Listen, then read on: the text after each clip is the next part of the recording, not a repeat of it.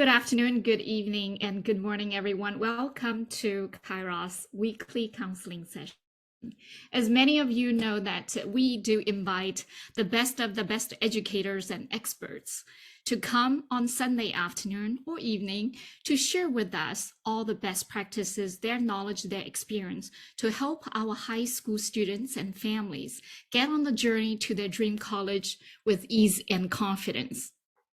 Now, as many of our students start to get EA, acceptance letter from various colleges, now they are faced with a significant financial burden for the family.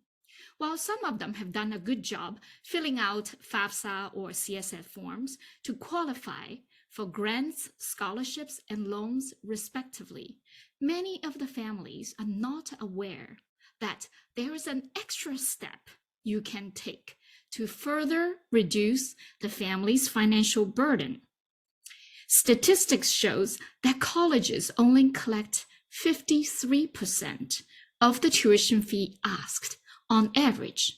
So what's the secret to that extra step? Indeed, it's very nuanced. It depends on what kind of college, how many spots they have left, how do you write an appeal letter, and what's the competition like? So today, we have an expert to come and share with you all the ins and outs around college tuition fee negotiation after you receive the acceptance letter. So let me introduce you to our honored guest speaker today, Dana Marvin.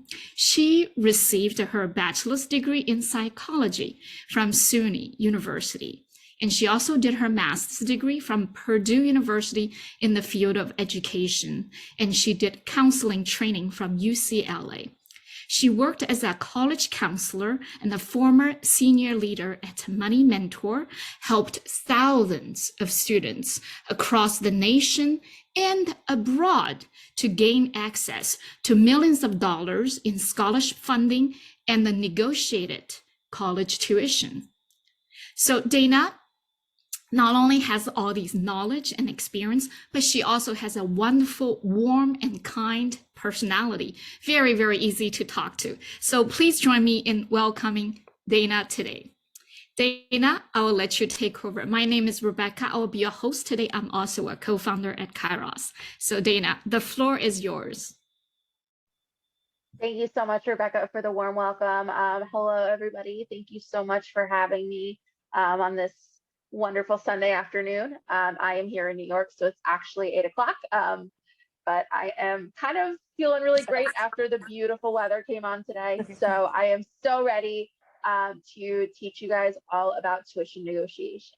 So just a little bit of a background on what you guys are going to learn and see in my presentation today. We are going to start off with financial aid award letters and going through a really good breakdown on what financial aid award letters are. Then we're going to go into something called an appeal letter with tuition negotiation and tips to really understanding your financial aid award package so that you can receive the most additional aid possible. So we can move to the next slide. Wonderful. So we're going to start off talking about financial aid packages. And I feel like I get so frustrated every year when it comes to working with students and financial aid award packages because none of them look the same. Some of them include certain pieces of information. Some of them are missing key pieces of information. And ultimately, a lot of the time, they are not offering you a great amount of money. And we want to make sure that you're getting as much money as possible for you to go to your dream school. So a couple of really key things to keep in mind. The financial aid package breakdown, these packages break down what the colleges are going to offer you. Scholarships and grants is something that I really consider like free money, which means they're going to give you this money. They're not going to want you to give it back, essentially. As long as you are a good student, as long as you keep up your side of the bargain, you're going to classes, they're not asking for any of that money back. It is 100% free money. And then a lot of times these financial aid packages also include loans, whether that be through the federal government or from another source. So usually from the federal government. All financial aid award letters are not the same. Like I mentioned earlier, they all look different. And it would be super great if these colleges would come together and come up with a really basic layout of what these all should look like, and they should all look the same, but we are not in luck as of yet. So hopefully one day that will happen, that financial aid award letters will all look the same, but they're all going to look different. And we're going to look through some examples in a little bit. Something I also really like to show and make sure that students and families really understand is that even if you're offered loans on your financial aid award package, you can always turn them down. Loans are an option. Ultimately, scholarships and grants are an option too, but I mean, who's really going to turn down free money? But when it comes to the loans, you don't have to take a loan just because you've been offered it. So now we're going to jump into the meat of this presentation, the moment you've all been waiting for, negotiating college tuition. So students can negotiate their financial aid award packages with colleges using something called an appeal letter. This is something that I've worked with students writing appeal letters to multiple different colleges across the country. I will just sort of state for the record that I am from New York, and the majority of the students that I've worked with directly and in person, and the most commonly, are on the East Coast. And additionally, the schools that they decide to attend and are applying to and negotiating tuition for are also on the East Coast. I do have experience with the West Coast, but throughout this presentation, you are going to see a lot more schools on the East Coast compared to the West Coast. And just want to let you know that, since I do know that a lot of you are from California or over on the West Coast. So hey, from New York over here. Something that a lot of students really worry about, they'll come to me and they're like, Miss, I cannot ask this college for money. It seems rude. Are they going to take away my acceptance? I don't want them to do that. I don't want them to like blacklist me and get like all my acceptances taken away. That's not the case. First of all, college expects students to try to negotiate their tuition. They don't advertise it because, of course, they don't want you to negotiate your tuition, but they expect it. And they expect a certain amount of students every year to come to them and try to get more money in scholarships and grants to attend their school. They are not going to take away your acceptance. They are not going to take you out of any of the programs you applied for. If you got into a specialized engineering program or a directed nursing program or something like that, they're not going to take away your acceptance. So please do not be worried about that. I know that's the main first concern of a lot of students and families. It's just not a thing that's going to happen. And while not every college will offer you more money, many students have successfully received hundreds to thousands of dollars in additional aid. And I'll go through some examples of some of the students I've worked with directly and the aid that they've received. Ultimately, the worst thing that they can say is no. The worst thing that they can say is, sorry, we don't have additional money to give you. But maybe they have a couple $100s to give you. Maybe it's $5,000, $10,000. Maybe it's a lot more. And that's really going to depend on what school you're looking at, what your family's finances look at and your circumstances look like, as well as maybe what other schools are offering you as well. There's another way that you can also negotiate tuition, which is talking directly to the college. And there's really two main parties that you're going to want to be in cahoots with, kind of, when you're talking about negotiating tuition. The first office that I always suggest students go to is financial aid. So you're talking to the financial aid officer, and they're going to determine if maybe they missed something. Maybe there's an additional scholarship or grant or loan that you would automatically qualify for, but ultimately financial aid cannot just give out merit money like admissions can. The admissions office, on the other hand, really want students to go there. They want you not only to apply to their school, and they're salespeople. They want to make that sale. They want that you as a student not only to be applying to that school and getting accepted to that school, but choosing their school over any other school that you applied for.